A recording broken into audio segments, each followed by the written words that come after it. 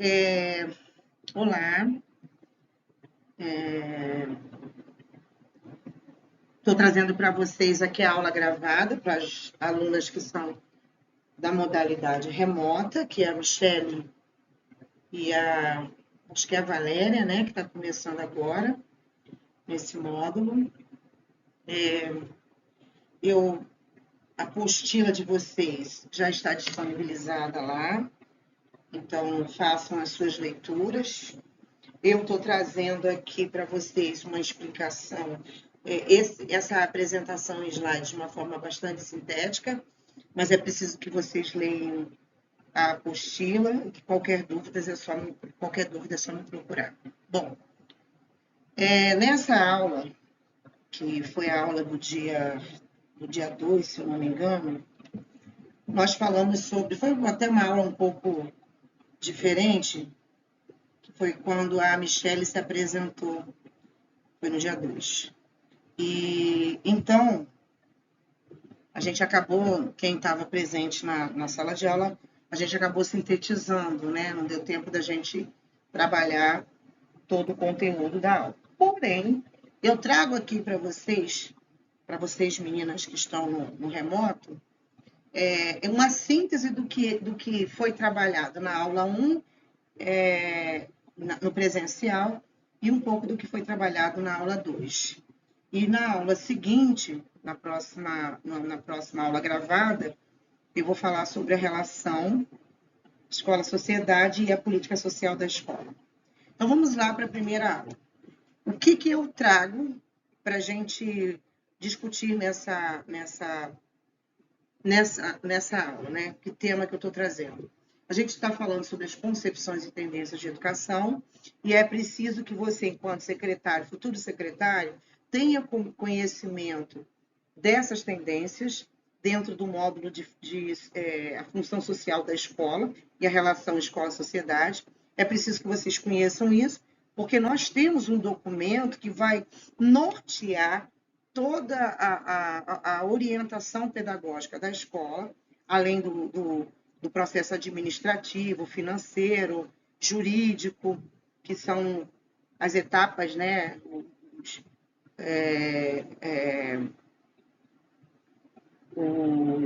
as facetas da gestão democrática, né, os lados, os setores da gestão democrática. E eu trago para vocês as principais tendências e as principais concepções que no Brasil todos os sistemas de ensino, de certa forma, um ou outro, vivenciam, seja de uma tendência ou uma concepção, e uma outra escola já vivencia uma outra tendência ou uma outra concepção. As concepções de educação, que foram amplamente debatidas por vários pesquisadores ao longo do tempo, interpretam, segundo as áreas do conhecimento, interpretam diversas áreas do conhecimento, né? Vão formular teorias e metodologias para permear as atividades educacionais.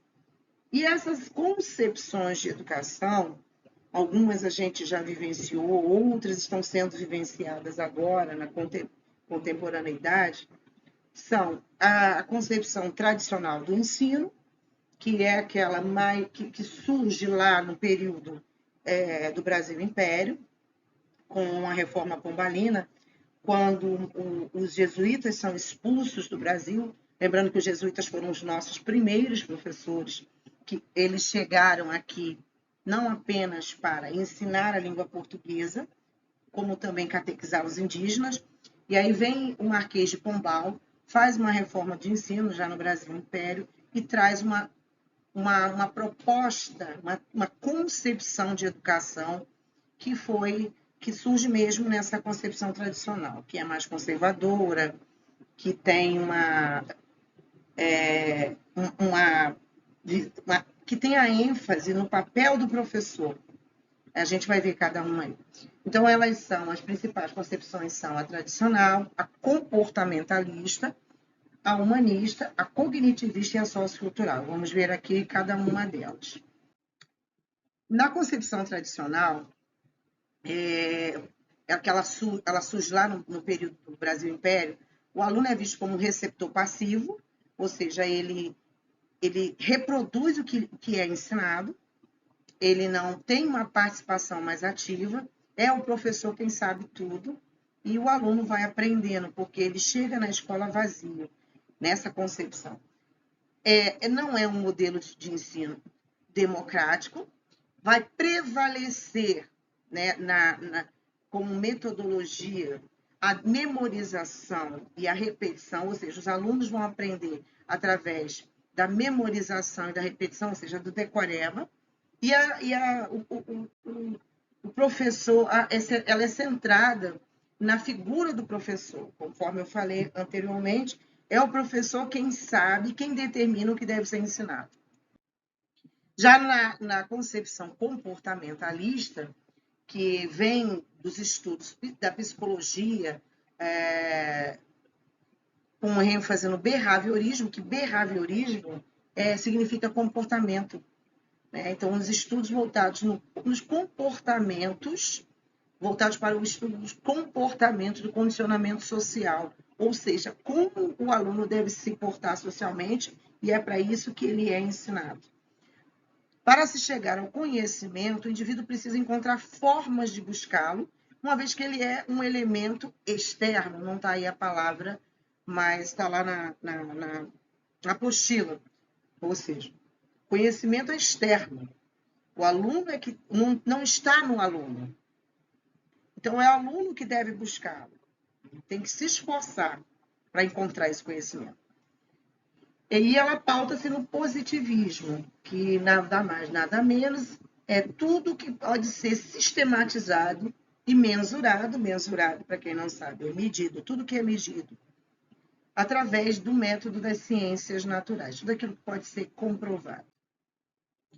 Na concepção humanista, o que a gente vê aqui? O que a gente pode sintetizar? Ela preza pela centralidade do sujeito, que é o processo de aprendizagem, aí a gente já começa a ver uma outra percepção de ensino, mais voltado ao homem, surge das ideias de diversos pesquisadores, estudiosos europeus, que vão determinar o homem como o centro, como o principal sujeito de aprendizagem. Ela ressignifica, ressignifica nessa proposta, nessa concepção, ressignifica-se as experiências pessoais dos alunos diante dos conteúdos do currículo escolar, e o professor estimula as percepções e a personalidade de cada um na aprendizagem. É o que a gente chama hoje daquele professor que media, que vai levar o aluno ao conhecimento, ele vai propor desafios, ele não vai dar respostas. Essa é a concepção humanista que se encontra, que você pode encontrar em algumas escolas, né? Uma outra concepção é a cognitivista, né? Que tem como base os vários conhecimentos que são constituídos ao longo da história do aluno. Ela explora o desenvolvimento cognitivo das crianças. Para quem não sabe o que é cognitivo refere-se à inteligência, é certo? Considera a interação com o meio e com as demais pessoas, que isso sendo uma forma privilegiada de aprendizagem. Então, é necessário que os educandos interajam com o meio, que eles interajam com os estímulos que eles recebem desse meio. Propõe a problematização dos conceitos através de desafios, além do desenvolvimento da criticidade, da criatividade dos alunos. Dentro dessa concepção, nós temos o socioconstrutivismo e temos o sociointeracionismo. São duas tendências, são duas propostas, são duas abordagens pedagógicas, mas partem dessa concepção cognitivista, ou seja, levar o aluno a desenvolver o seu intelecto, o seu cognitivo. E a última concepção que nós vemos também nos documentos que norteiam a proposta da escola é a sociocultural.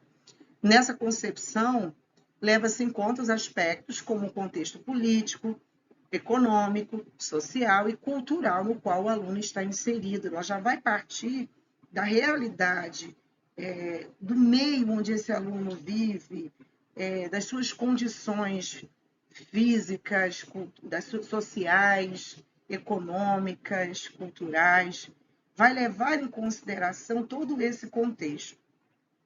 Ela entende que o processo de ensino-aprendizagem é concebido a partir do processo sócio-histórico e que é mediado pela cultura. É também problematizadora, especialmente no que tange aos aspectos da sociedade, e o aluno é instigado a perceber a organização social na qual vive, situando-se no espaço geográfico e no tempo histórico, e também vai atuar sobre ele. Então, a sociocultural vai levar em conta o quê? O aspecto social e cultural no qual o aluno vive, como também o aspecto econômico, certo? E vamos ver quais são as duas tendências principais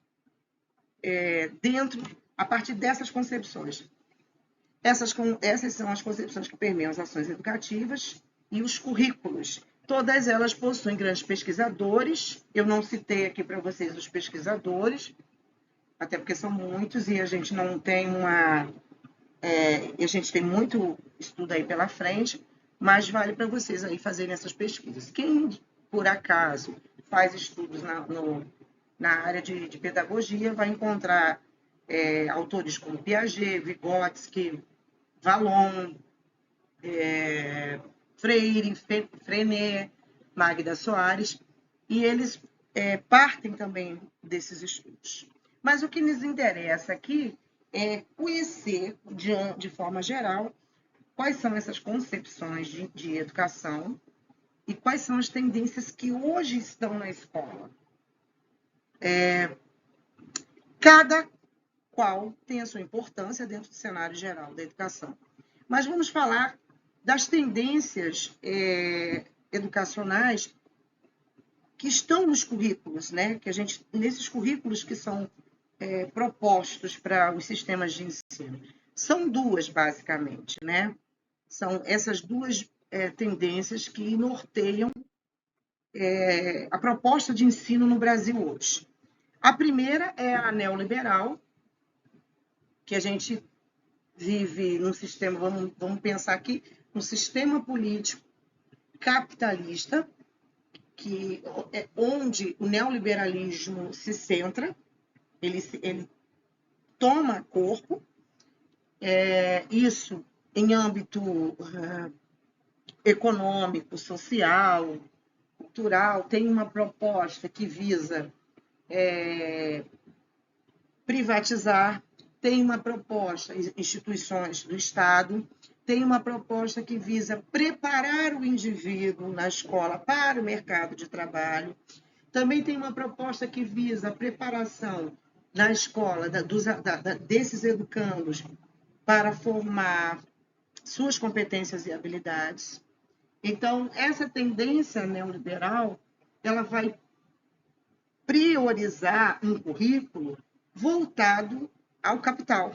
Então, ele é um currículo capitalista que privilegia a técnica, ou seja, formar pessoas preparadas para o mercado de trabalho, ou seja, técnicos, pessoas que saibam atuar em algumas frentes no mercado de trabalho, nos setores do campo de trabalho,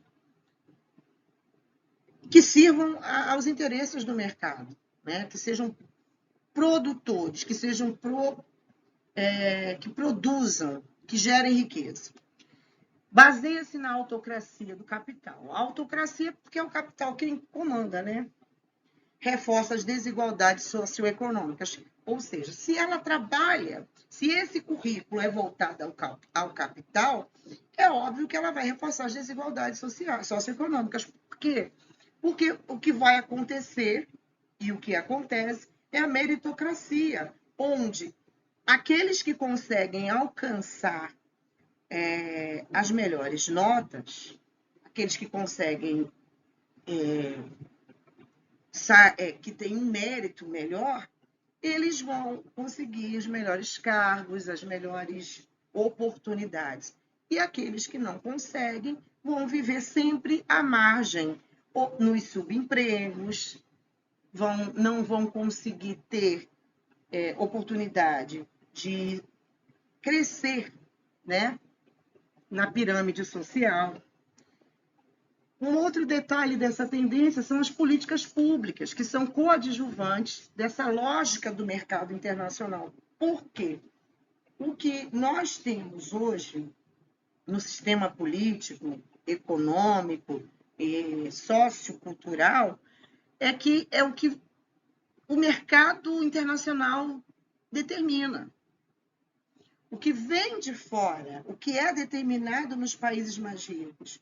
Então, seguindo essa lógica, a escola acaba reproduzindo e trazendo para a sua proposta pedagógica essa abordagem, ou seja, esse objetivo, formar para o mercado de trabalho, fazer com que os alunos aprendam apenas aquilo que é necessário. Aí vocês estão vendo uma imagem, isso aí faz uma charge, né? Os filmes Tempos Modernos do Charlie Chaplin. Quem viu Tempos Modernos deve saber do que eu estou falando, onde o proletariado, ou seja, o empregado, ele trabalha por produção. Essa é a visão na tendência neoliberal, né? Produzir, no capitalismo, nessa visão do capitalismo. Eu quero um trabalhador que produza, e que produza com eficiência, mas que ele não pense, por exemplo, sobre a sua carga horária de trabalho, que ele não perceba os seus direitos, que ele não lute pelos seus direitos, que ele não se manifeste, porque ele precisa trabalhar e ele vai receber o valor X e... Desculpa, gente, eu tô aqui no mosquitado, tô aqui me coçando. Botei o ventilador para lá, tô aqui me coçando. Então, assim, aquela que o Paulo Freire questionava lá na década de 60, 80, que uma educação bancária, onde se enfia conteúdos, né, na cabeça desses alunos e jovens, dessas crianças e jovens, e adultos também, mas para o que vai servir ao mercado. Ou seja, não importa se ele tem uma opinião diferente, se ele questiona o tipo de ensino, não importa. Importa o que ele vai aprender e como ele vai sair dali. Então, ele é uma máquina, certo? Essa é a tendência neoliberal que está nas escolas, nos sistemas educacionais, ainda nos tempos de hoje. Mas, graças a Deus, temos uma outra tendência, que é a tendência marxista. Como diz aqui o Marx, ele percebe o seguinte, ele nos faz refletir que ler os livros não vai te fazer melhor, mas o que te fortalece, o que te faz crescer é saber interpretá-los. E aí tem a ver com o que eu falei sobre a questão do trabalhador que apenas cumpre a sua carga horária e não questiona. Porque se o patrão disser para ele assim, olha, eu só vou te pagar tanto, porque não está dando lucro, você vai trabalhar satisfeito ou você vai tomar um pé na bunda. Desculpem a expressão, mas é assim, literalmente é isso. Então, o Marx já questionando essa falta de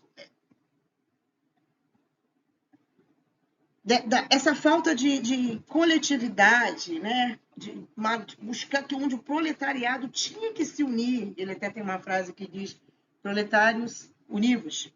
Então, daí eu falo das greves, aí eu falo das manifestações. Isso não serve apenas para o trabalho, isso serve nas fábricas, isso serve para todo e qualquer tipo de profissional que cumpre, que deveria cumprir 8, mas cumpre 10, 12 e não recebe por essas horas extras, por aquele profissional que eles chamam de proativo, que fazem tudo, de tudo, num determinado setor de trabalho para ganhar isso. Para quê? Para não ser contratado, para que não se contrate outro, você vai fazer a função de X, Y, Z e por aí vai. Mas você vai ganhar o que está apenas o seu salário. Então, o Marx traz essa reflexão para a gente, que a gente tem que interpretar o que está nos livros. Que conteúdos são esses? O que é ensinado nas escolas? Então, essa tendência marxista também está presente nos sistemas de ensino, nas escolas do país. E algumas características que a gente percebe dessa visão marxista, que a escola deve servir de apoio à organização e à luta do proletariado, ou seja, formar indivíduos que questionem, sim, que sejam críticos, sim, que reclamem, sim, que não se submetam às determinações dos empresários, que eles possam crescer e se tornar também empresários. Essa tendência também nos traz essa ideia de que o Estado deve oferecer um ensino público gratuito, claro, e obrigatório. É por isso que a gente tem muitas escolas públicas, porque nós pagamos impostos, então é dever do Estado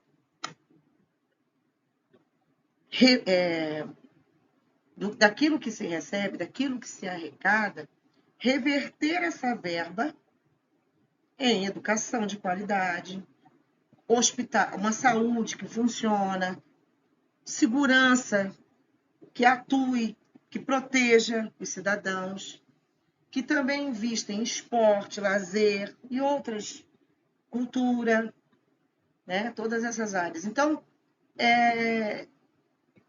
tem verba para isso. Então, cabe ao Estado oferecer isso para a população, um ensino gratuito de qualidade. Ela rompe com os paradigmas que reforçam as desigualdades sociais, é aquilo que eu falei, onde se existe verba que é arrecadada, se ela não é desviada, ela vai oferecer ensino de qualidade, preparação, qualificação, e automaticamente isso vai gerar o quê? Pessoas que vão avançar, que vão evoluir. Porque há escolas funcionando, há escolas bem preparadas, com professores bem preparados, que recebem adequadamente, profissionais que trabalham no seu horário, que não precisam fazer outras funções, enfim. Vão expressar o sentido de que o cidadão ele cresce através da educação, ele evolui e ele sai daquele patamar de pobreza e ele tende a crescer. Que ele não fique na base, que é sustentando, né? Que é onde a classe pobre fica sustentando a classe média e a classe alta. Acho que ele cresça. E outro detalhe aqui é que as políticas públicas devem garantir o acesso a todos.